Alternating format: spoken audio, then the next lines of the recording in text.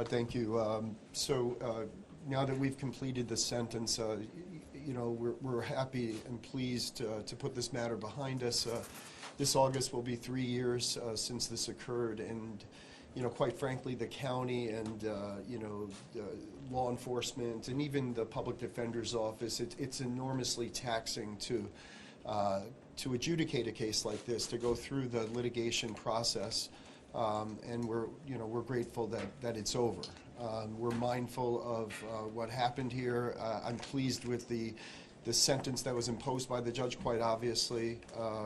We did examine very closely the law as it relates to consecutive versus concurrent sentences to determine whether we could advocate in good faith for a consecutive sentence, and the determination was made that that would be inappropriate here, and so we didn't go there. There was some discussion on the record concerning the lack of motive evidence when the people had to prove intent, and I would like to speak to that for a moment. I had spoken a number of times about motive evidence, that it's not necessary for the people to submit motive evidence in order to prove intent, but that there are times when we do so, and there are times that we determine not to do so. And here we had made the determination quite deliberately not to do so. I'd like to just explain this to you because I think that some justification should be put out there. When this all occurred, back in August of 22, I prepared search warrant applications, and we did go into Mr. Matar's electronic devices that he brought into Chautauqua County and were seized at the time that the event occurred at the institution. And we were able to look into those based upon the legal authority that we got from the search warrant applications, and we were able to start to develop some motive evidence. We then took that and we made contact with New Jersey counterparts, and we developed some additional probable cause to go into Mr. Matar's residence in the state of New Jersey to review other electronic devices and writings and any evidence we may have related to the commission of the crime that occurred here, and we developed further motive evidence. And now all of that was supplied to federal authorities, and at that time the federal government was looking closely at what had occurred here, and they were evaluating the facts and applying it to federal laws, which are quite different than state laws. And because those federal laws are quite different, the expanse of what they could look at if they were to obtain their own search warrant was quite broader than what we could look at. And that's one thing I think is important, because they're in a much better position to evaluate what we can call motive evidence than we are, because here on a state level, we're talking about attempted murder and assault. These are just localized events, whereas federal statutes, the implication of federal law, and at that time it was being investigated, and I believe my understanding is that that investigation has resulted in an indictment. The federal statutes are in a better position to deal with the motive evidence, which obviously has international implications. So we stayed away from that. And we also stayed away from it because we were requested informally to just not go there, so that we wouldn't disrupt the federal process, which went from investigation to prosecution. And then finally, I think it's very important for everyone to recognize that my job is to just to assert the state's case as best as we can, or the people's case as best as we can.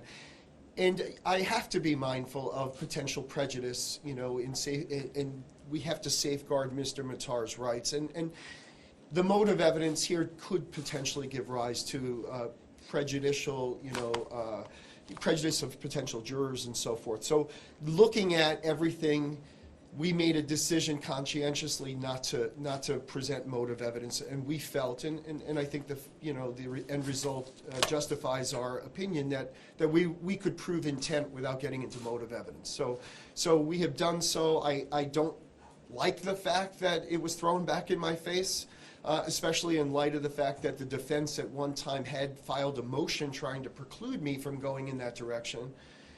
But at the same time, and I think it's important to recognize that the defense itself also had a very difficult time at dealing with this fact pattern and the surrounding circumstances and the dynamics in their defense, their vigorous defense, which I thought was a very good defense. And I think Mr. Barone does a very effective job in what he does, and I wouldn't take anything from him because I think that that's a very difficult job. I think each one of us had very difficult jobs, different roles and responsibilities in this process. So I just wanted to address that. I think the only thing I would say to you is that, and I think I've said this before, 3 years is a long time. It's been a lot. There's been many delays from my perspective.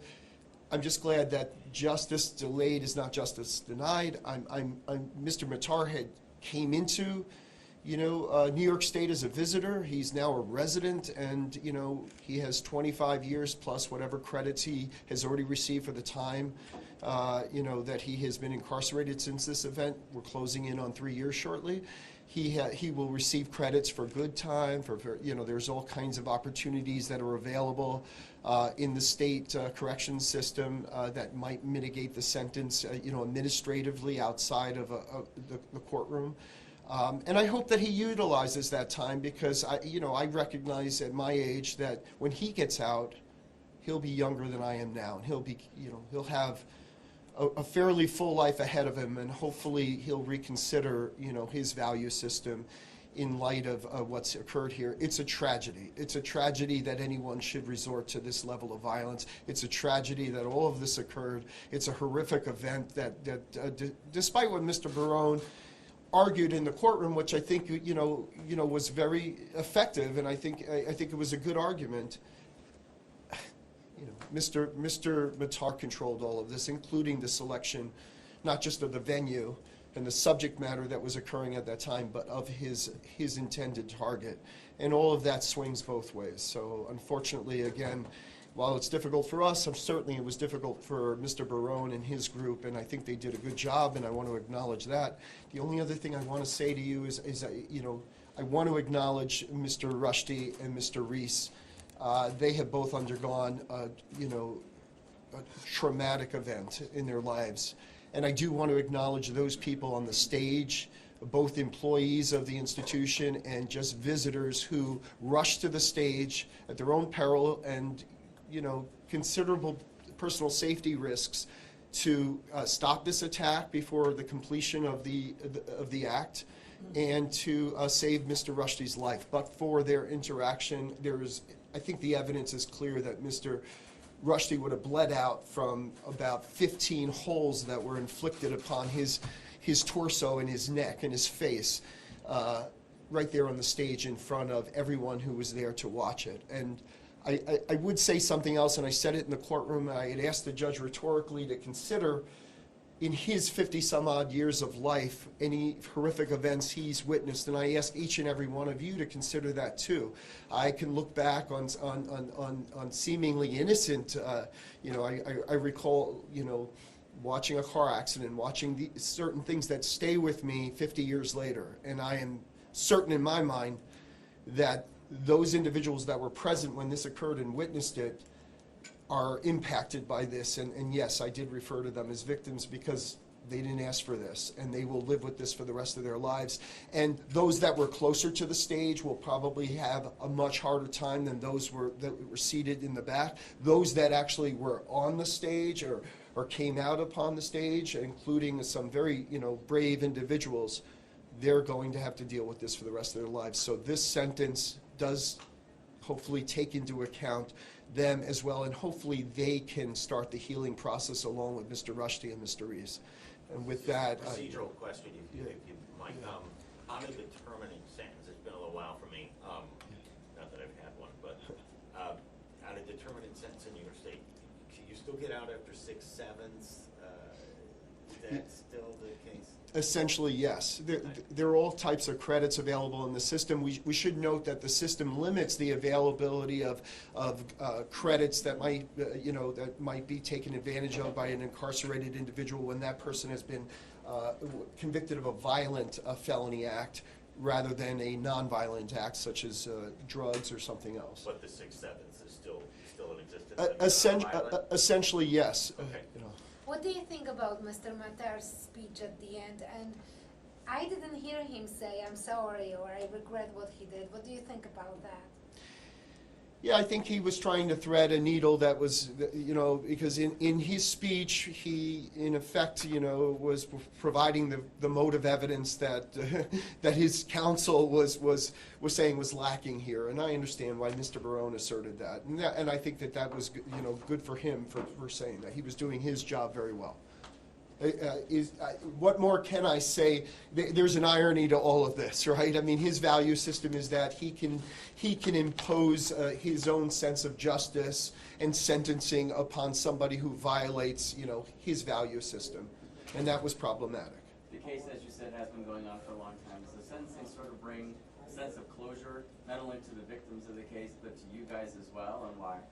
Sure. You know, there are post-conviction remedies that are available to this defense counsel, and they've indicated that they intend to aggressively pursue those. And so, although we move into a different stage, it's quite a different situation for us. As I've lamented about so many times, we have some very difficult hurdles to overcome because we simply don't have the assets or the resources to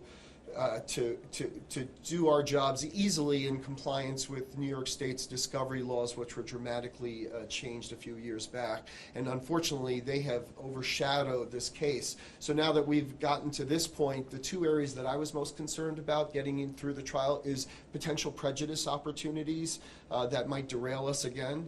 And then certainly discovery compliance, which is always just a very difficult thing for a small prosecutorial office. Did you wish to have, or did you ever talk about Mr. Rushdie's letter being read into the record as a victim impact statement?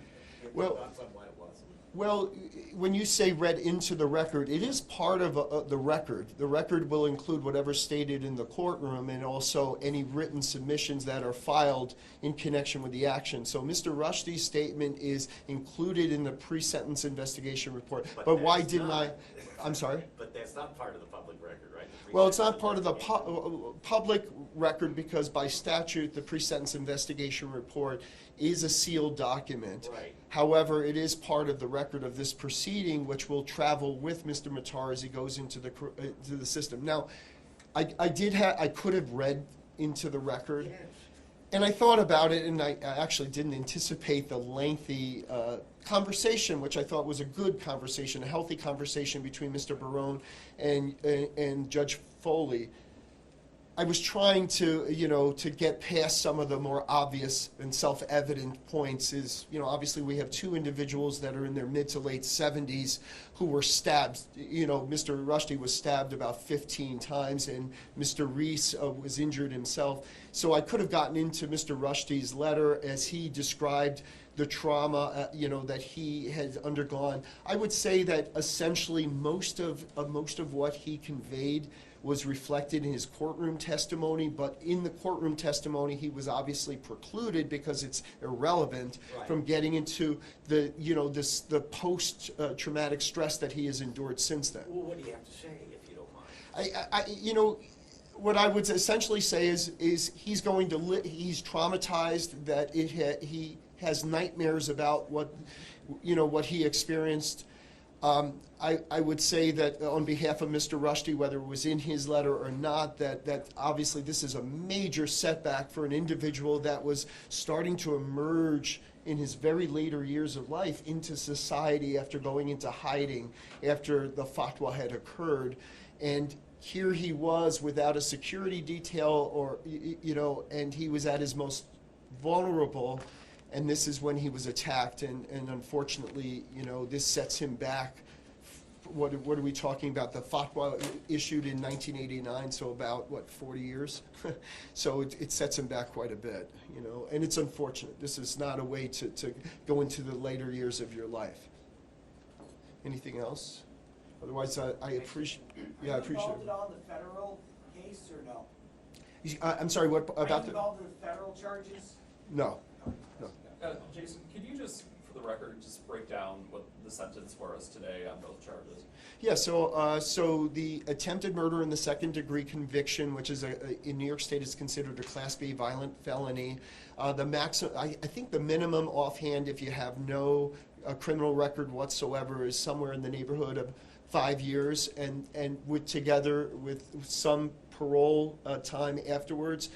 The maximum is 25 years with 5 years of post-release supervision or parole, and that was what the judge had sentenced Mr. Matar to.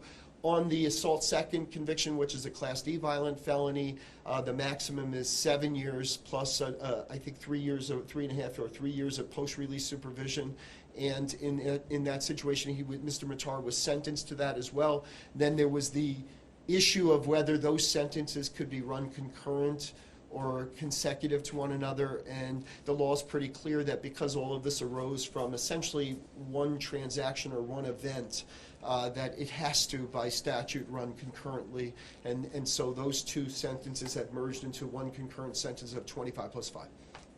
Is there a message to the community at all who is, here in Chautauqua County that's been watching over these past almost 3 years, that's kind of endured this trial as well? It's just that we have now closed it out as best as we could. It continues in the background, and hopefully we can all just resume normalcy here. I would note, we're going into another season for the institution, and hopefully we can put this behind us and just move forward. Thank you very much for all your time.